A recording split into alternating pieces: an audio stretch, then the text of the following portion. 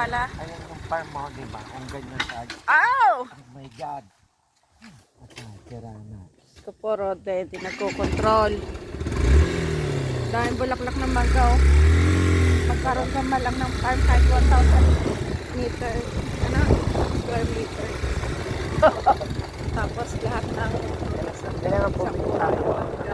Kaya sabi mo kay Lasel, mag-accountancy na o kaya yung mga in-demand ba ngayon na malalaki ang sahod. Tulad ni Joel, ang laki ng ginastos natin tapos siya Huwag ka muna kumasabi, wala pa isang taon si dyan. Hindi ba ka? Magkano ka mga 2 taon na nagtatrabaho na wala pang gagawa. Ano ba naman yan eh? Ay, ang ganda ng pista eh. Wala pang isang taon si dyan sa trabaho niya, buwan pa lang. Wala pang karating taon.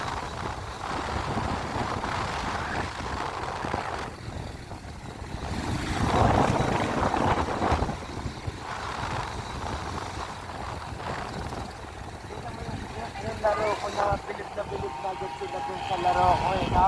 O talaga yung laro ko na pala ngayon eh. Lalo ko parang wala akong tao.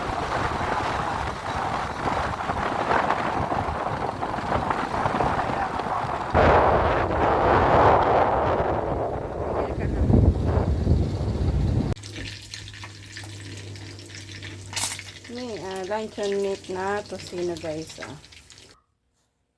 Let's go guys, eating time. Ang ulam ko ay luncheon meat na tosino. Madali ang luto guys kasi ako ay naglalaba. Masakit na yun. Ako ay nakaramdam na ng gutom. Alas 12:30 na pala. Yan guys oh. Noodles para may soup. Tapos yan.